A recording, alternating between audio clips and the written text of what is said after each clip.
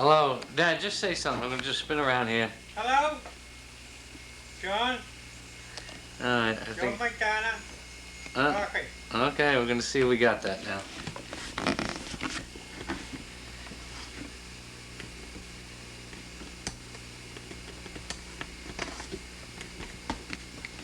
Gosh, you look good there.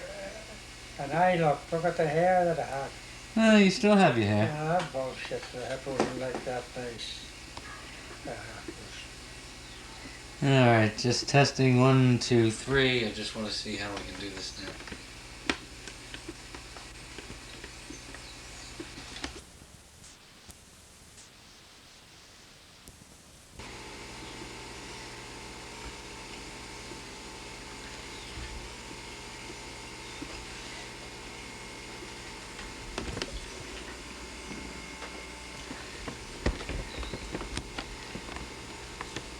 Well, I think we're doing a 2-camera shoot here.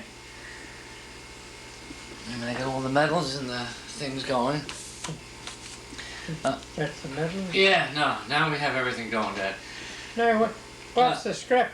Well, the script, I'm just going to talk to you about, you always talked about you wanted the history of your life. Now we're going to put it on tape and we can give it to the grandkids and everyone else, maybe for a present, but...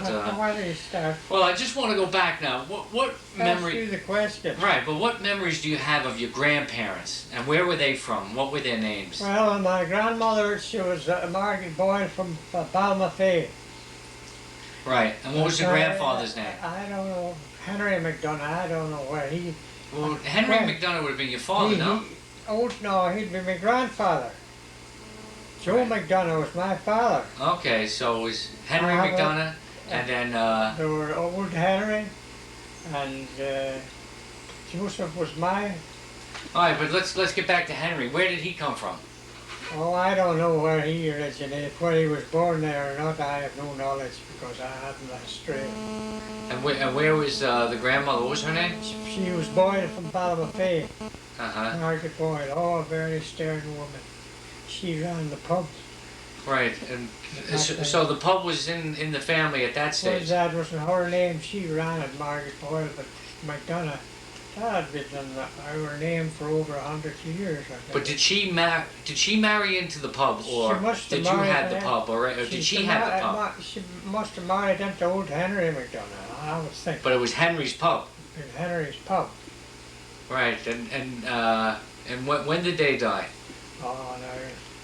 The turn of the century, maybe? The turn of the century, You were telling me before about, they talked to you about the famine, did they, or do you remember them at all? Well, my grandfather, he was McGoldrick.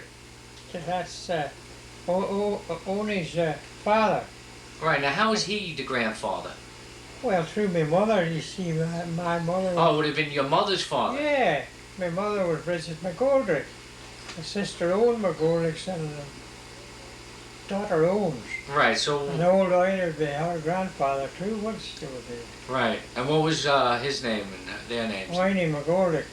Old Winey had stayed up Burnt on him, but like Abraham Lincoln, I used to always think of him.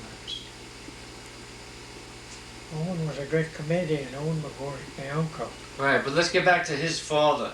Then, what was he telling you about the famine? Well, when the potatoes went to dig them, they were all rotten. And my grandfather said he had to chase them away for they were picking up the rotten potatoes. Who was he chasing away? The poor people, I guess, that was on hunger strike. Well, they weren't on hunger. I mean, they just didn't have any food, huh? They didn't have any food. So we often had to chase them away off the ridges because they were eating the leftover old potatoes that was rotten. Uh-huh. They would eat anything at that time, I guess. And what was he saying? What were the times like then? Well, I wouldn't know the times then. It was just quotations to me. Uh-huh. I had to go by. And we got very little history, there at that time. And then let's get to your father. How many were in his family? Oh, 7 brothers. There were 7 brothers. Yeah. And any daughters or sisters? Oh, they were married, and I forget where anyone went to Denver, and maybe I forget about the other one. Peter could give you a better history than me, Marion, or another one. So were they all living in the Black Town then? Well, would have been 9 of them? There were 7 or 9 of them in it then. Said they all went to Denver, Colorado. Now, but the whole family went to Denver, Colorado. Not the whole family. The boys. My father was in Denver for 1 year, and my grandmother called him back again. It was him got the farm at then. At that Was he time. the oldest of the whole family? No, I couldn't say that. That's another good one you put to me. Uh-huh. And, But how many of them went out to Colorado? There were 6 of them, I think, or 7. Mary Chase used to talk about the McDonagh brothers used to come in. Peter and John and James. Or James, they'd say whiskers too. And how did they get out to Colorado? Oh, that was a good one I heard. They come by slow boat. It took them 2 months to get out there. And where they land in New York and then take it? For the train to Denver that time. And did they stay in Denver? And they were worked then, and Mary Chase went on to tell me they were stonemasons to trade, and they happened to be building the houses in Colorado at that time, and they all got jobs, you see. Uh-huh. Stonemasons to trade at that But then time. how did your father know to come back to Ireland? Well, his mother called him back. But she sent him a letter. She sent him a letter. She was boiled. Oh, a very stern woman she was. Oh, was she cross? Oh, she would have put you out. Well, terracotta, as they say. Yeah, but do you remember her? No, indeed I don't remember her. No, you just heard that she was Well, red. I hardly remember my father. See, we died. We were orphans from my mother. And the only thing trace of my mother I remember that she died up in McGordick's with Packies, own place, Owney's. In Donegal. And I was a kid picking flowers off the ditch, and I remember I asked this last thing come out in the names was the hearse. I says, who's in there? Some of the Morrisons told me, that's your mother. She's going to rest, but I passed no remarks, you know. Uh-huh. I was too young, you know. So your mother was a sister of Owen McGoldrick. Sister of all McGordick's and Frank's and Paddy's and Jamie's. Jamie reared hers in the Blackburn. Then when we become orphans, my 2 sisters were sent to the convent in Derry. But I just want to go back for it. How many were in your family? There were Peter, Henry, and Joe, me, Bridget, and Maggie Jane. And let's just go through each. Your mother died first, did she? She died, no. When one of my sisters, the 2 that was Bridget, was married to Corrie. Maggie Jane, she was 11 years old when she died, or 13, Peter knows. She died with meningitis in a convent. But then your mother was dead at that stage. She was dead at that time. Yeah, but let's just go. What happened to your mother? And you just don't know. Well, she went up to bad health. And she wasn't that old, was she? Oh, she was a very young woman, and been left in the Blacktown. Oh, a woman on her own, you know. Because what? Because she had hard times, to put it that way. Because the husband was in Colorado. Nah, the husband or her father or your father. My father was dead. Oh, so he died He before. died at home. He died with ulcers.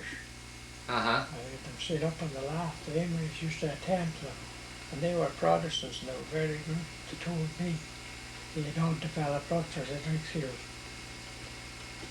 Using too much of this too. Uh-huh. At the pub at that time. I don't know why his photos almost get it. And then your mother died, Mother died. leaving how many kids behind? Well, she left 4 behind. Jenny died, Maggie Jane died. Right. And where's she buried? She's buried now here, and you know who came to look at her that night and the rifles on their back, the back window? She was like an angel.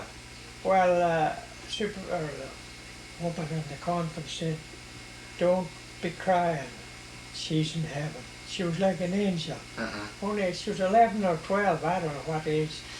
All right, but now, listen, how is it the 2 girls ended up in the convent in Derry? There was nobody to care of them. It was the priest, the parish priest got them in there.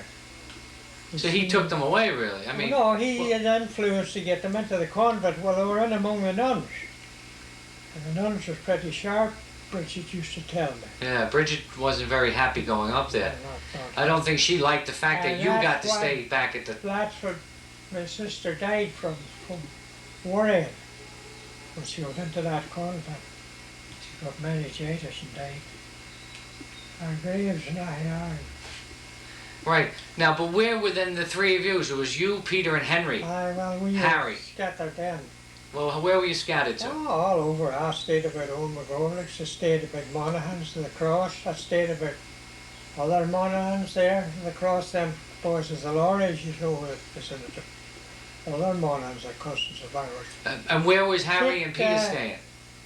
Harry stayed about the Blacktown a long while too.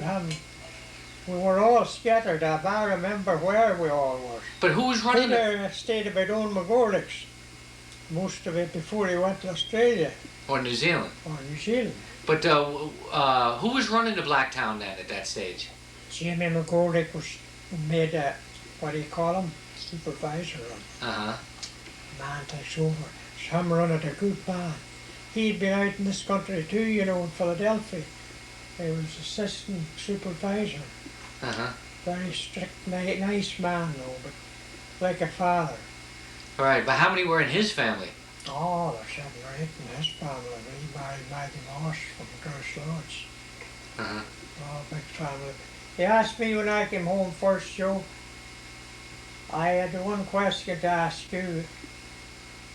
Were you travelling in the States, and this is sentimental, how did I treat you when you were just young killed? He says, as good as my father would have treated. Uh-huh.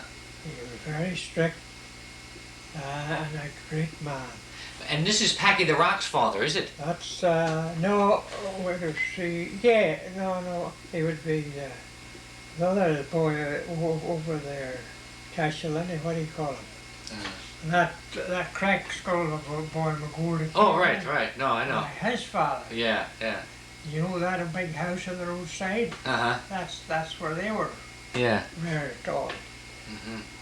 So then, when you were growing up, how did you go to school, or what was the schooling like if you were bouncing all around? We used to go from the Blacktown when then Jimmy McGorlick married in the Blacktown. Maggie Moss from Grouse Lodge. I was at that wedding. Yeah, just don't worry. They'll pick up the phone outside. And, what's the was I going to say? No, how you went to school. What was the school like? like? I had to walk to school on that was 6 miles, don't forget, you know the last. Yeah, well maybe show the picture. Is that the family, or the school picture No, there? that's Victor let her cry now. I don't know where my other photo is. Uh-huh. Somewhere. Anyway. That old shoes and rag, I had it. We used to have my lunch sheet before I got up at lunches. And who would make the lunch? Well, Maggie Moss, that's Jimmy McGorlick's wife. Right. That he married. Oh, she wasn't too hot. Uh-huh. She was a strict. I left off and I used to go to. I left high school and I would go to Owen McGorlick's. But did they consider that running away when you say you left? Running away for Jimmy and down in the Black, they didn't like me running away for he didn't know where I went. Uh-huh. And how old were you when you were running away like that? Oh, I couldn't say. Well, I was quite big to be. I wasn't 14 for I was still at school. Uh-huh. And was the school very large or small, cold? Very small. A little fire and it would have. That man used to bring turf there in a cart to keep the fire going. Uh-huh. And you needed to be up on the top of it to get hot. If you did anything, the master put you up to the fire. And let you stand there an hour or two past the Gallagher. Would that be to warm you? No, that was if you were abused or did something wrong. To punish you? What would that punishment be? Well, we used to throw stones at him, sink on Matt and Dandy's barn was out as we went home.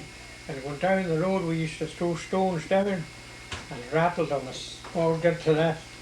So he reported us then to the master. Right. So when we come in the next morning, he brought us all up. He had a big rod. He used to take it off hit you right, you had to hang out your hand. some said one time I tried a hair on my hand. That said it would split the rod. Oh, damn, this would have done shit. I don't forget that. What was that story? What was it? Put a hair on your hand or two. What hair? What hair? A hair of a dog or a horse's hair. I used to bring it from the blackberry and put it on my hand. I said it would split the stick. It was a sticky hickey way. Oh boy. But they say in those days the master was very cross, the school teacher. Oh, very cross. They were very cruel in those days. There were no privy, there was no toilet, you know. No. The shit and pits in the one place, and the smell of it, oh, you're living there, it would knock you down. Only it was cold, you know. And there's no toilet paper or anything? No toilet paper, no. Old paper, like what you read. Newspaper. That's what you wipe your ass with. But then how long did you go to school for? I don't, maybe 14 or less, I don't know. But when you had to work the farm, would you have to go to school or? No, well, when I come home, I did a lot of work. What type of work did you do? Send me for potatoes down to the field. To pick them? No, well, they weren't pits by that time, they were harvest time. The big turnips as big as your head at that time. Maggie Moss would have sent me out. Then I'd have milked the buck on cows. Mornings I used to get up and Harry would be lying in bed. I'd milk the cows, and you know where I would land? At Ballamafay, on a bicycle. There were a place we used to hang out, and wasn't that some over the cairn and all, you know, beyond Castleberry. We were landing. And was there any talk of ever going to higher education? It just school ended there and that was it? School ended there, that was it. Did any kids go on to any other education? Maybe they did, I wouldn't know, you know. Or some smarter kids. But the school was very cold. You've seen it with our cow looking out. 1848 was built, didn't you see it? Yeah. Just a one room. And that master taught all the subjects, did he? Well, his wife was a school teacher too. She taught the infant class. And what was the church like in those days? Were the priests very strict? Oh, very strict. You went to hell if you done anything. I was telling the sister here, there were no redemption for you. Holy Fathers used to come out with big crosses and let her crown. Out of hell, and the poor farmers were sitting there and I was telling them they were more like saints than anything else, go to heaven. They were prepared more to go to heaven than hell. You know how they were then. Yeah, well they worked away. And they honoured the priest to nearly kiss the ground, you know, and he come along. Well then you as a kid then, they had the uprising in Dublin in 1916. What was it like up until the border was put up? I wasn't born to 1914. 1914, but just by 1921 the treaty was signed. I could hear, do you remember that time they were shooting in Pettigo? Right, with the floods. I was at the cross at that time, I was lying. I could hear the guns going off. The British guns firing, you know. You remember Daisley and the other guy was shot? I'm sure you heard of right. That. Across the border, at that time. And what happened the time you were staying at the cross with the black and tans? Oh, they took us out of the bed at 2 o'clock in the morning, the big cross they rolled up. I didn't know what went on, busted in the door, poor granny. She was her loner in the bar and stole the half of the whiskey off the shelf. Pulled me and this guy out of the bed. He was doing it. Searched us, knows nothing on there, an old shirt, you know, up there in an old bed. Made us stand there and they put the matters to the floor. Imagine thinking we had guns on us. I stood there shivering until I got ready. Then they went down and searched the whole house. You hear the roar of that big cross there going away, and I can see her yet. And did you know about anything that was going on, about the border being drawn up? I knew that the border was on, but very little. My intellect wasn't too good at that time. But I went a rough time. Then time I went to Jimmy McGorlick's one time. I bought a house, you know where Glackles is up there. Beyond on McGorlick's. And to stay a night, he put me in a room above. And you talk about Alcatraz. there were no one in one of the rooms. And it was winter time. And there were only one blanket. Well, I could have stood a lot of cold. I was like a rattlesnake. And it was that cold I had to get up at 2 o'clock and walk the floor to the bucking morning. With a blanket around me. And you talk about the blanket, man? I'd have been better in long case. I told Jimmy, you'll not put me up there again, Jimmy.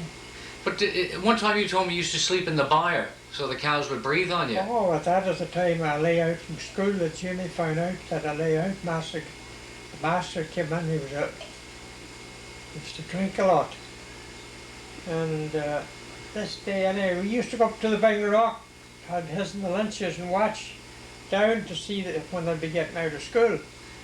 So when we knew they were getting out of school, we would go down to the hillside and go in, and Jimmy would say, well, I guess Joe, he was here. I guess, what kind of a change? Oh, I said, pretty good. How was your exercise? Oh, pretty good. How is it you're out? Jimmy looked at the clock. Wasn't it a little early for you to be home, Joe? Well, I said, I didn't feel well today, Jimmy. Oh, he let you home, the doctor? Or, yeah, I said. Well, that fared all right till the night come, and here comes in the master. So of course, the top master of Hannigan was his name. He was a war veteran. He was gassed in the war. World War One. But anyhow, do you know what come up? He says to Jimmy, what happened to Joe today? Was he sick? And Jimmy says, what do you mean Joe's sick? You let Joe out early today, he was sick. Oh, I didn't see Joe today. That's all I wanted to hear. Out of the buck and on me here at the door of the bar door. Out of the door and up the road to buy lunches about 2 miles up. That was it. I went into an old cow byre where the cows was lying. I lay down between the cows, you know, the hay that has. I wonder one of them didn't go on. And you know, I lay there all night with the bucking, afraid. And Jamie then was worried for something had happened to me. He told me I wouldn't have touched you, so I'd give you advice.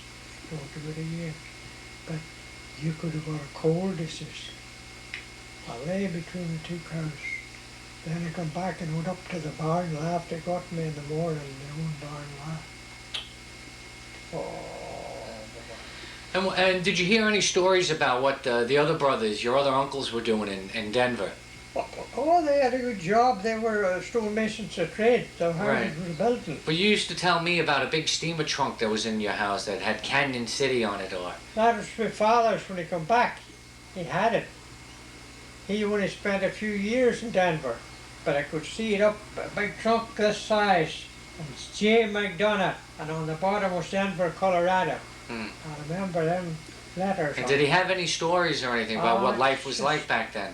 Sure, I didn't remember. I don't remember him. Yeah, well, that's right. Yeah. I only seen his photo. So now, as you move along. Then Jimmy McDonagh, that was another uncle of mine. He came home from Denver. He built.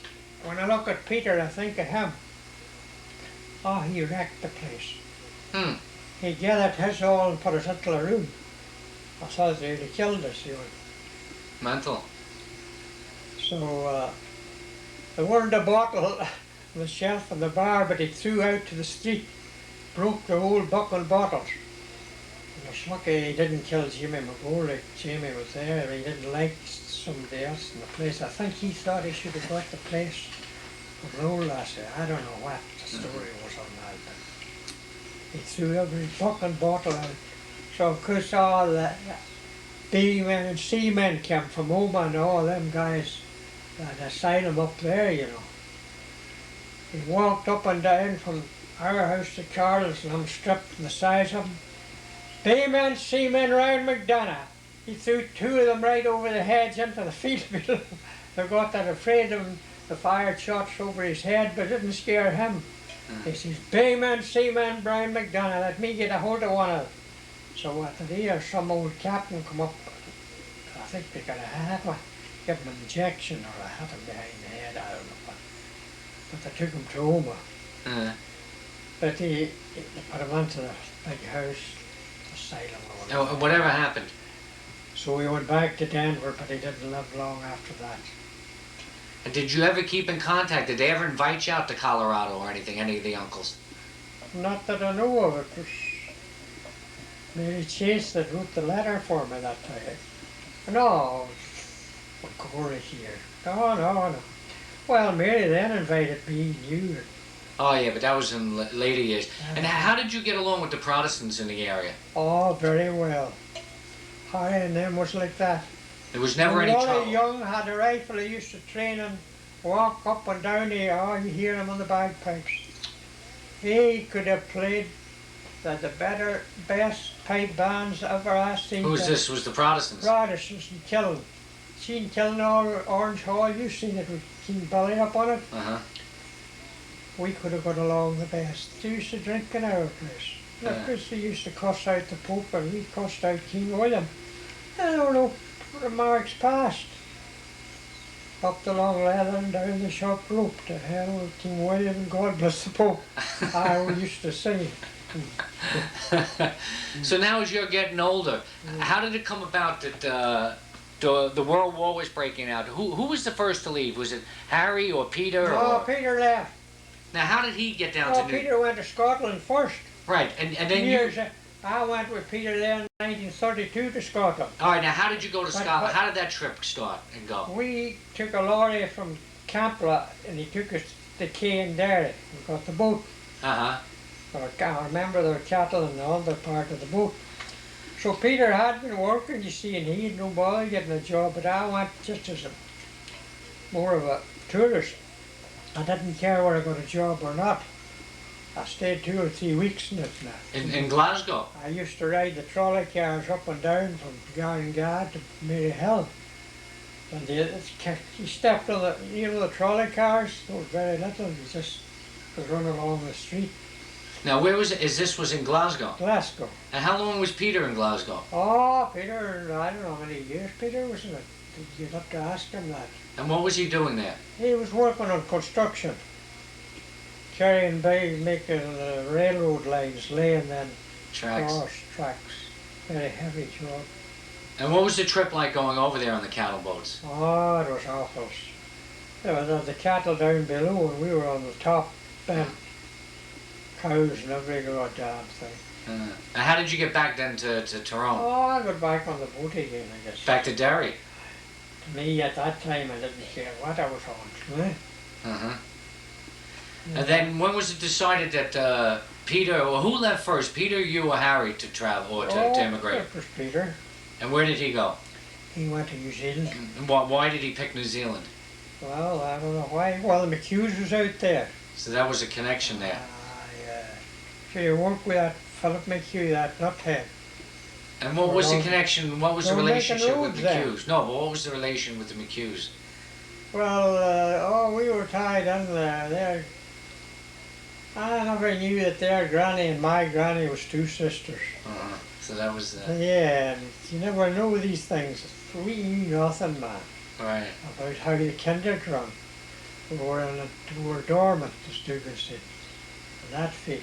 So when did Peter go down to New Zealand? In the 30s? In about the 30s he went down. Peter could brief you far better. Now, when the war broke out and World War II broke out, did you try to join the army, or the British Army, or the Irish Army? No, not that I remember. But I tried this army when I come here. And what happened here? It wouldn't take me. I don't know whether I was too old or what. But that would have been after World War II. Oh, yeah, it would have been.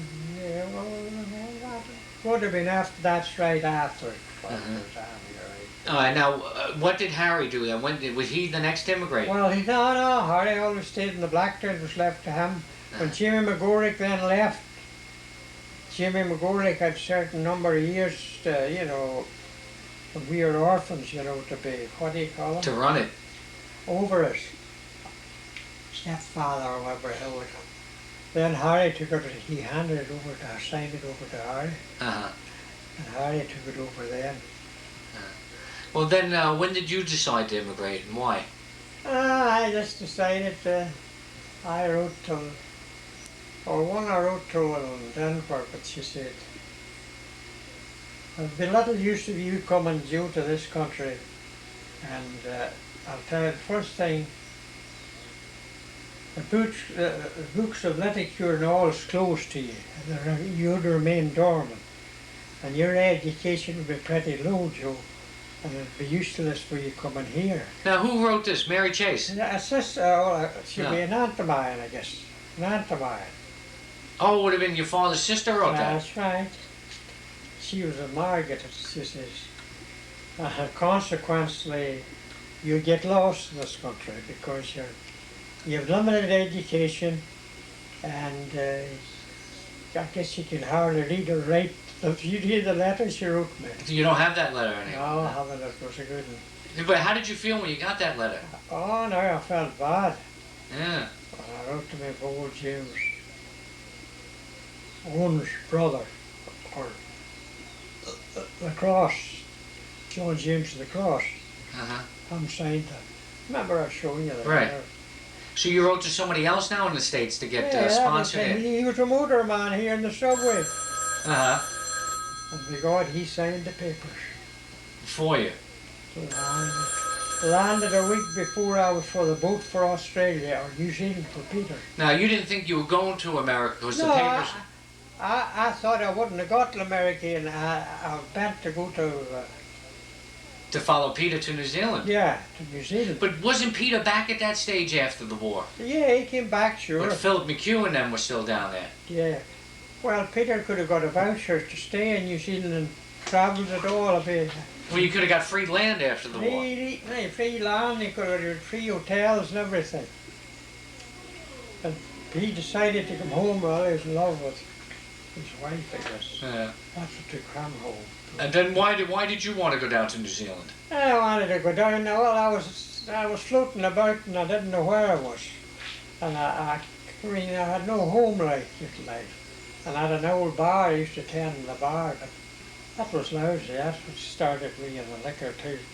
The old bar that was open till the morning. Our drunks come in at 2 o'clock from Castleberg in the morning. But they were bank men, but they were Protestants, so well, the money would have been on that table at 3 o'clock in the morning. They would have drank.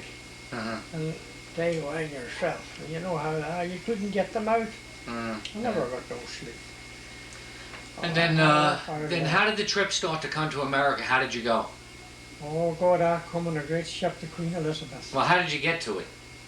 How I got on it, I'll tell you, he used to come in and drink in our house, and do you know who he was? He was about 6'6". He was clerk to the Petty Sessions in Castleberg. You know what a clerk is? They used to call out the summonses for the presiding judge or magistrate. Uh-huh. So he was in the Blackburn drinking one night, and I touched him. And what was he but an agent for the Cunard White Line? And we go round him, and I says to Harry, try him and give him a bottle or two, you see. Well, he says, gentlemen, you and Moss, he says, go and pass the Moss. He says, there are 2 berths on the Queen Elizabeth, I can get you on them. He says, I'm an agent. Oh, you see my influence is? And he says, I'll give you the word, you just may pay a little extra, he says.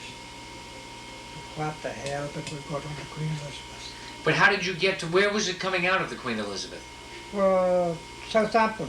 Well, how'd you get to Southampton? We went in the boat, and we were crossing the boat and went down the stream. From Dublin or from? No, Belfast. We went up to Belfast and crossed in the boat.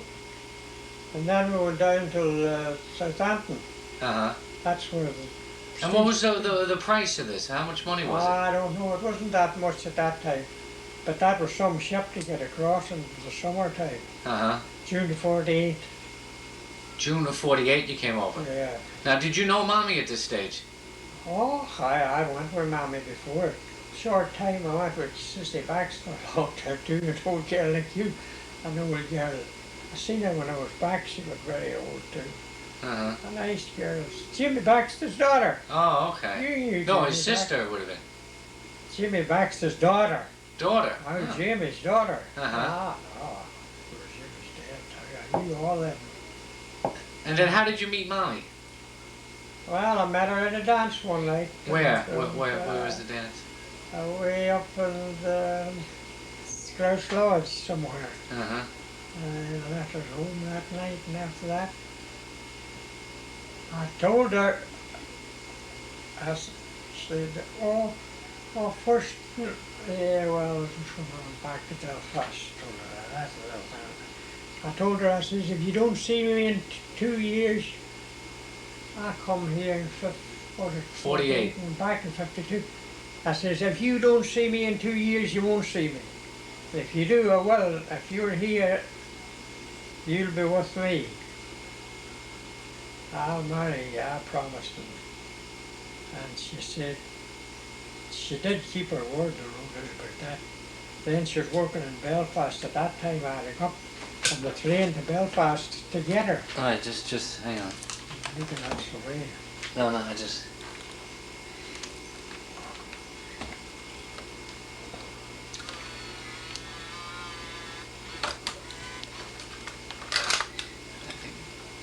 This tape is running out. I must get to the hair sometime. Oh no, I'm gonna get to that too. All right.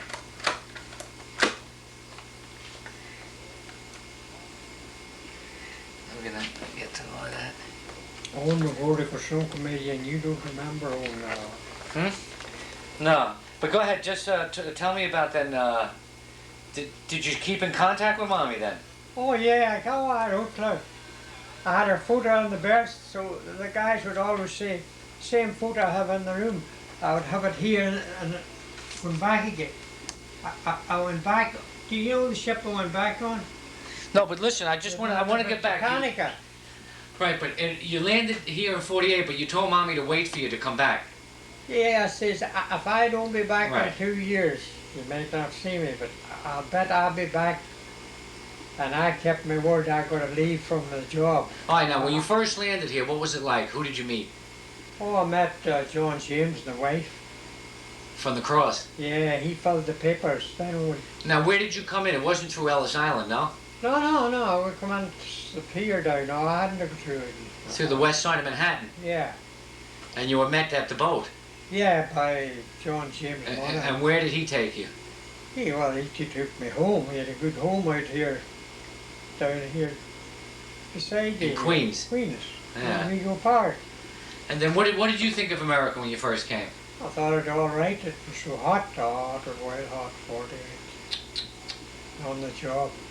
So I wasn't 2 weeks here till John James took down and filled the papers in Edison for me. So the boss says, McDonagh, you're not long over here, no.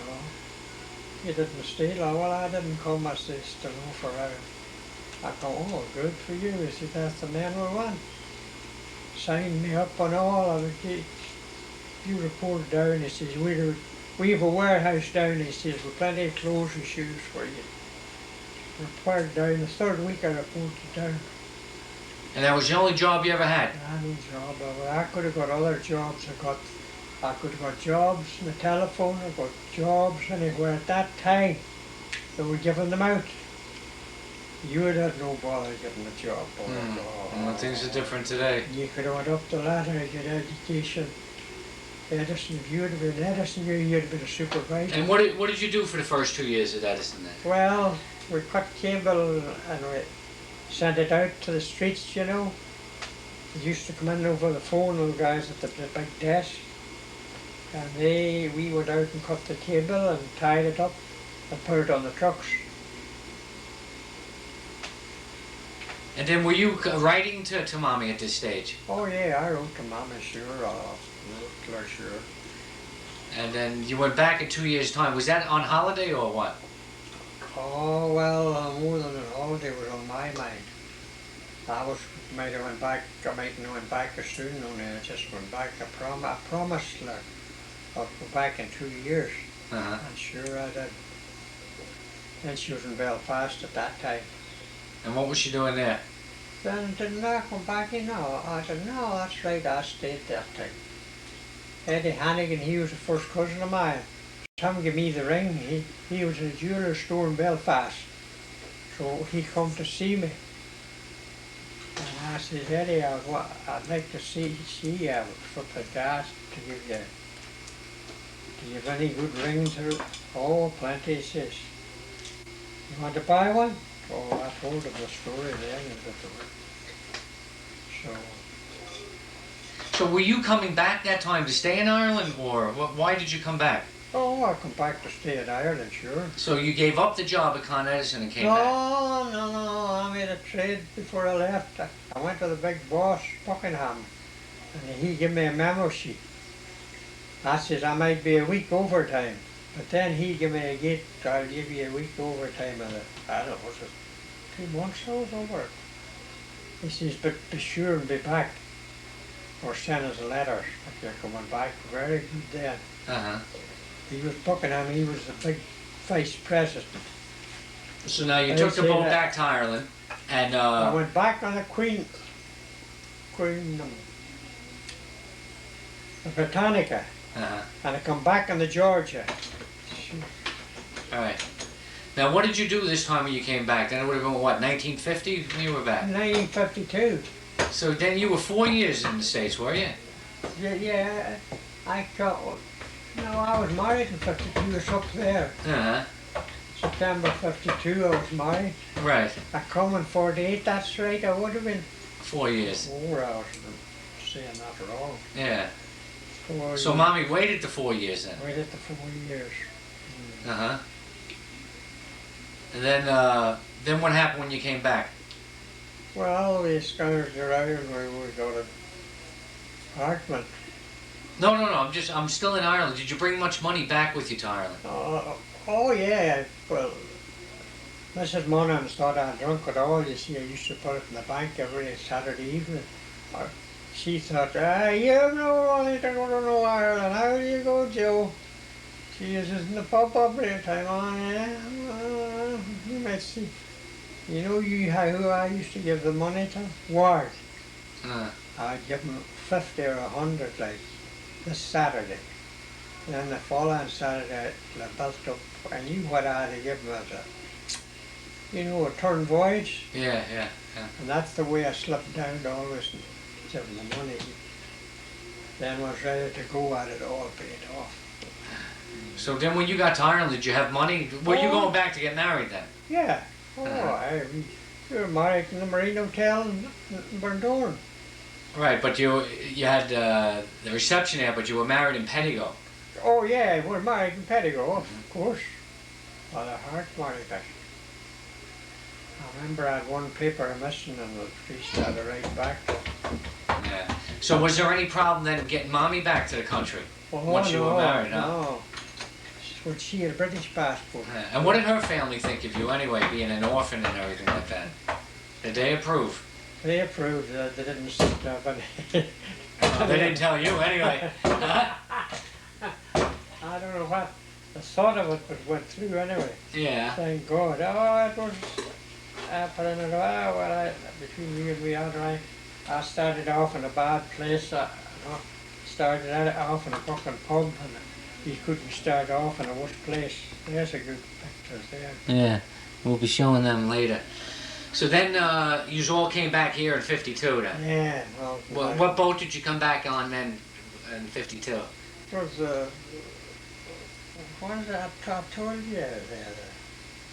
So, one was the Britannia, one was the QE2, but now you're coming back again, it's 52. What boat I come back in there? I can remember. It was a troop ship. I think it was that I mentioned before. What was it? The Britannia? No, the other one. QE2? No, the troop Georgia? Georgia. Come back. St. George maybe or something. So now this time when you came back, was it still back to the west side of Manhattan? Yeah. And were you met by anyone this time when you came back? Yeah, I was met by Monaghan. John James was a nice guy. And then you came right back out to Queens? Yeah. And where did you stay now when you came out with Mommy? Me and another boy from Leitrim, we got an Irish shakedown. So we stayed in, me and him. He had it. Where? What neighborhood? Up on, do you know where the Blue Ribbon was, that pub that was closed? I remember the Irish place that opened and closed. We used to hang out and hit on the Was it Jackson Heights or where? No, up here on Elliott Avenue? Elliott Avenue. Yeah. Maybe we're keeping it too No, I just want to keep going on this. So then, did Mommy look for work when she came out here? Oh yeah, she worked somewhere about College Point away. Uh-huh. And then what was Harry doing at this stage? Oh, he was working like a... Harry was built like... all I can compare Harry like Peter. Uh-huh. He wasn't as big as Peter. Yeah. But the one the man could have lifted more, even McGorrick's was strong. Harry could have lifted anything, and the weights he'd arms on like that. It was a poor pity what happened. But then when did Harry come out to the States? Oh God, sure, Harry was out 8 or 10 years here too. No, but when did he come out? Oh sure, I don't remember the year. So then when you came back, you got the apartment, and getting the job was no problem? Oh no, Back. the job's still available for me. You see, the boss had given me the reference to be back at that date. Right. Oh, I was. You were back at that date? Oh yeah. And then when you got back here, what organizations did you join? I see you had They always, me and sure Tommy Monaghan and me went look for an age. Uh-huh. The OH. And then you joined the Tyrone Pipe Band. Oh, that's for 16 years I've played with it. Now, what years were they that you played with them? Oh, I forget. In the 50s? 50s, 52 and 53 and all like that. And where did you practice? Well, down at a place over at Jackson Heights, I forget the place we used to practice. Paddy Gillen, you knew Paddy Gillen, didn't you? Yeah. He had a taxi cab of his own at that time. Oh yeah, he took us around everywhere, Paddy. He died with a heart attack too. Yeah, and what was it like playing for the band? Eh? What was it like playing for the band? Pretty good. Well, they're all good players. And where did you go to play? We played Crow Park and everywhere. We played all around. And, well, the 17th of March, but we used to practice before the 17th, you know? Uh-huh. Get the band all together. Someone in the band was pretty well loaded too, boy, I'll tell you. And then would you leave the Tyrone Society on 5th Avenue on St. Patrick's Day? That's where we met, down on 45th Street or something. Yeah. How are we doing now? Well, we're sort of getting up to date now anyway, so then you really had no other jobs then, just Con Ed was the main thing. That's right. And then what was it like then? The kids started coming along? Oh, well, it was a little heavy then, you know. Yeah. Mama had a little idea of 5 or 6 kids, it was rough too, eh? Uh-huh. And then you kept moving around. How come you kept moving from apartment to apartment? Oh, I didn't move to many apartments out down here, and then we bought this place then, and we didn't move too far. Uh-huh. One on another place. Yeah. So do you have any regrets about coming to this country? Well, not in a way. I don't know what I've suffered over there. I mean, I could have went anywhere. With the manatee. I mean, but the bar wrecked me to having another bar, and Harry working on the farm, and I was. But then there must have been a lot of drinking going on at Con Ed too. Oh, lovely band, a big locker. He had a bottle in every locker, them big carry man. I feel the day, sir. So, no, not too big. I'll take you up to the locker, big bottles of whiskey and wine. Oh, that was some bucket place. The bosses used to say. And did you mainly hang out with just the only other Irish immigrants? Well, they were all nationalities. They called it the UN. Yeah. When we went to dinner to the table, there were about 40. Poles, Germans, Italians, you name it, Greeks. We called all other names, and it wasn't like this time. Owen was there, they called him a nigger or a colour, and he never passed over the mark, so they called his the Mickey. And all names, and the Polak for the Polak. the Guinea, you know, with names for them all. Uh, Nobody passed the laughed at all. and what was our connections with Philadelphia? Because I remember as a kid I went down to Philadelphia Oh with you. yeah, he showed me a cold shoulder, that old Morse boy. He's the guy that you came out with. Yeah, he borrowed a lot of money, you know, a foreign out of that, so John didn't know. And where's he now, or what's he doing? Yeah, he married, but he never had a family. He's about Philadelphia. Uh-huh. And then what about the summers we used to spend in Rockaway? How did that come about? The big bungalows. You mind the one Kathleen took us to? What, that's where the leaf was it? Or what? Huh? Oh, if I remember. Was it Kathleen got us to the place? It's a dangerous joint anyway. Where out in Rockaway? Yeah. Uh-huh. There.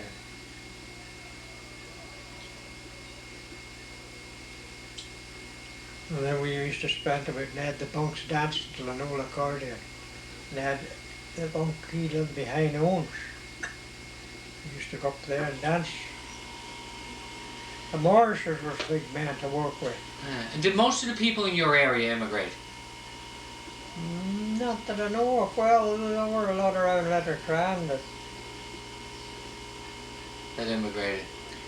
yeah. Yeah, well, why don't you just tell us that story about the rabbit? Was that a true story? The one about the bombacity and the... Yeah, I must tell you that. I must get up to my legs like a sword. Yeah. Did you take a photo of this yet? No, I will. As soon as you're done telling this story, I'm going to take the photos of that. I must study this right here and see here.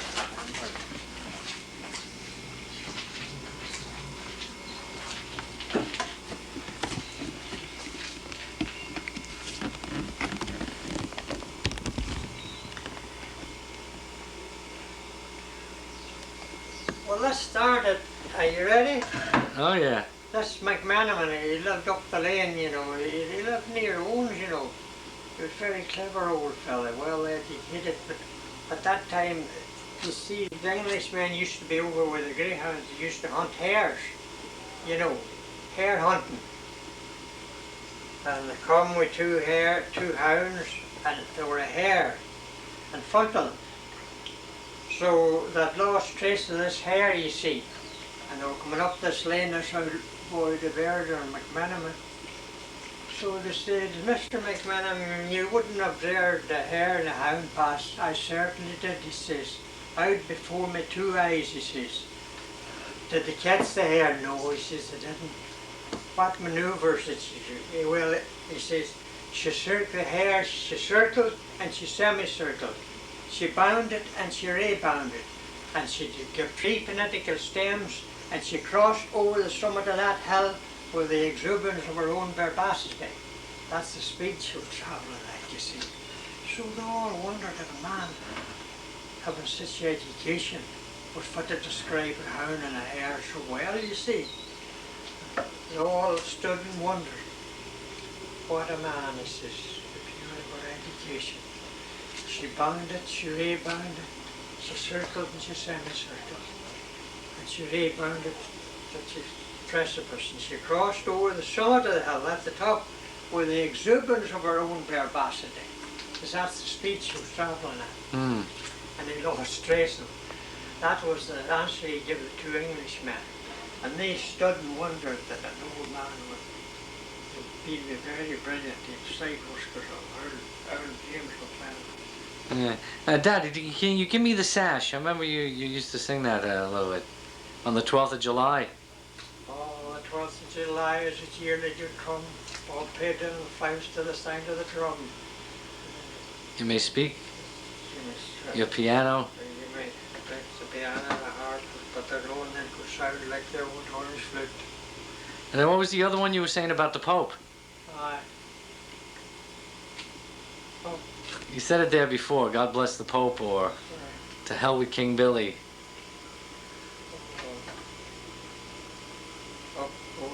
what the hell was that? I forget. Yeah, well, I have it now on tape. Maybe you have it anyway. Yeah, I have it now.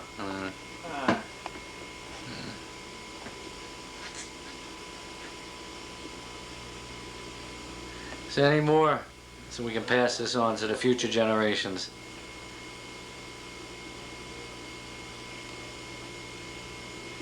There were supposed to be some McDonagh left a poem in the Blackton one time. When I am dead and in my grave and all my bones are rotten, this little book will tell the tale when I am quite forgotten. They named the McDonagh to it was, he says. When the name is, I don't know, Joe McDonagh.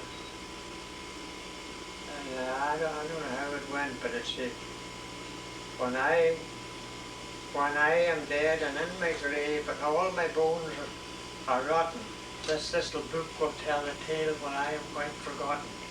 He had it wrote, but it was in a better verse than that, but as close as I could tell it. Dad, why don't you just point out some of the pictures here now? Oh, lad, I don't know that. I don't know. Like my mommy's mothers and that, she would have to come out and take care of it. There's, you see, there's a sister, as a daughter, she would tell you, she went to America. This is, see, his eye was shot out in the war. That is her uncle. And he's Okay, just go ahead. Peter McDonagh at my mother's grave and let her cry, huh? Oh, a lot more we'll get. I'll get more of that. And then these are the New Zealand medals. Now, how would you first will you put them? What is this medal for? I don't know, we're gonna have to read it. And what is this for?